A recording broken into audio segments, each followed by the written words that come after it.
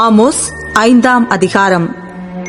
இஸ்ரவேல் வம்சத்தாரே, உங்களை குறித்து நான் புலம்பிச் சொல்லும் இந்த வசனத்தை கேளுங்கள். இஸ்ரவேல் என்னும் கன்னிகை விழுந்தாள். அவள் இனி ஒருபோதும் எழுந்திருக்க மாட்டாள். தன் தேசத்தில் விழுந்து கிடக்கிறாள். அவளை எடுப்பாரில்லை. நகரத்திலிருந்து புறப்பட்ட 1000 பேரில் 100 பேரும் 100 பேரில் 10 பேரும் இஸ்ரவேல் வம்சத்தாருக்கு மீந்திருப்பார்கள் என்று கர்த்தராகிய தேவன் சொல்லுகிறார். கர்த்தர் இஸ்ரவேல் வம்சத்தாருக்கு சொல்லுகிறது என்னவென்றால், என்னை தேடுங்கள், அப்பொழுது பிழைப்பீர்கள். பெத்தேலை தேடாதேயுங்கள், கில்காலிலும் சேராதேயுங்கள், பெயர்சபாவுக்கும் போகாதேயுங்கள். ஏனென்றால் கில்கால் சிறையிருப்பாகவும் பெத்தேல் பாழான ஸ்தலமாகவும் போகும். கர்த்தரை தேடுங்கள், அப்பொழுது பிழைப்பீர்கள். இல்லாவிட்டால் பெத்தேலில் இருக்கிற ஒருவராலும் அவிக்கப்படாத அக்கினி யோசேப்பின் வீட்டில் பற்றி அதை பட்சிக்கும். நியாயத்தை எட்டியாக மாற்றி நீதியை தரையிலே விழப்பண்ணுகிறவர்களே, அவரை தேடுங்கள்.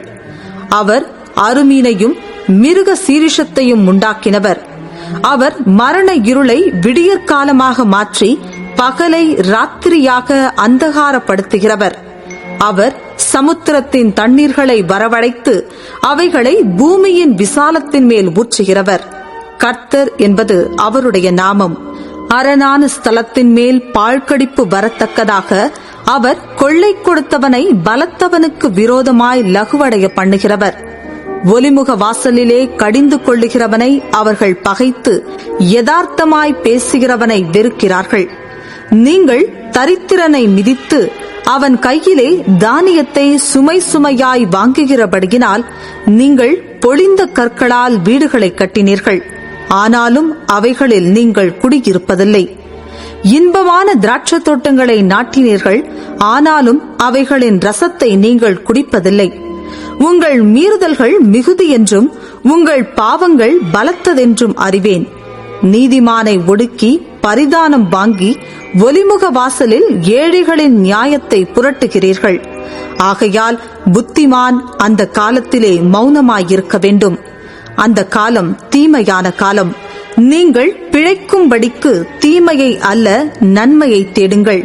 அப்பொழுது நீங்கள் சொல்லுகிறபடியே சேனைகளின் தேவனாகிய கர்த்தர் உங்களோடே இருப்பார். நீங்கள் தீமையை வெறுத்து நன்மையை விரும்பி ஒலிமுக வாசலில் நியாயத்தை நிலைப்படுத்துங்கள். ஒருவேளை சேனைகளின் தேவனாகிய கர்த்தர் யோசேப்பிலே மீதியானவர்களுக்கு இறங்குவார். ஆதலால் ஆண்டவரும் சேனைகளின் தேவனுமாகிய கர்த்தர் சொல்லுகிறது என்னவென்றால், எல்லா தெருக்களிலும் புலம்பல் உண்டாகும். எல்லா வீதிகளிலும் ஐயோ ஐயோ என்று ஓலமிடுவார்கள். பயிரிடுகிறவர்களை துக்கம் கொண்டாடுகிறதற்கும் ஒப்பாரிப்பாட அறிந்தவர்களை புலம்புகிறதற்கும் வரவழைப்பார்கள். எல்லா திராட்சை தோட்டங்களிலும் புலம்பல் உண்டாயிருக்கும். நான் உன் நடுவே கடந்து போவேன் என்று கர்த்தர் சொல்லுகிறார். கர்த்தருடைய நாளை விரும்புகிறவர்களுக்கு ஐயோ! அதனால் உங்களுக்கு என்ன உண்டு? கர்த்தருடைய நாள் வெளிச்சமாயிராமல் அந்தகாரமாயிருக்கும். சிங்கத்துக்கு தப்பினவனுக்கு கரடி எதிர்பட்டது போலவும், அல்லது வீட்டுக்குள்ளே வந்து சுவரின் மேல் தன் கையை வைத்தபோது பாம்பு அவனை கடித்தது போலவும் இருக்கும். கர்த்தருடைய நாள் வெளிச்சமாயிராமல் இருளும் பிரகாசமற்ற அந்தகாரமுமாயிருக்கும் அல்லவோ? உங்கள் பண்டிகைகளை பகைத்து வெறுக்கிறேன். உங்கள் ஆசரிப்பு நாட்களில் எனக்கு பிரியமில்லை. உங்கள் தகன பலிகளையும் போஜன பலிகளையும் எனக்கு படைத்தாலும் நான் அங்கீகரிக்க மாட்டேன். கொழுமையான உங்கள் மிருகங்களின் ஸ்தோத்திர பலிகளையும் நான் நோக்கி பார்க்க மாட்டேன். உன் பாட்டுகளின் இரைச்சலை என்னை விட்டு அகற்று. உன் வீணைகளின் ஓசையை நான் கேட்க மாட்டேன். நியாயம் தண்ணீரைப் போலவும் நீதி வற்றாத நதியைப் போலவும் புரண்டு வரக்கடவது.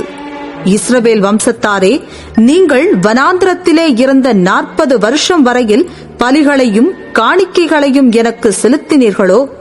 நீங்கள் உங்களுக்கு உண்டாக்கின மோளோகுடைய கூடாரத்தையும் உங்கள் தேவர்களின் நட்சத்திர ராசியாகிய உங்கள் சொரூபங்களின் சப்பரத்தையும் சுமந்து கொண்டு வந்தீர்களே. ஆகையால் உங்களை தமஸ்குவுக்கு அப்பாலே குடியோட்டுவேன் என்று சேனைகளுடைய தேவன் என்னும் நாமமுள்ள கர்த்தர் சொல்லுகிறார்.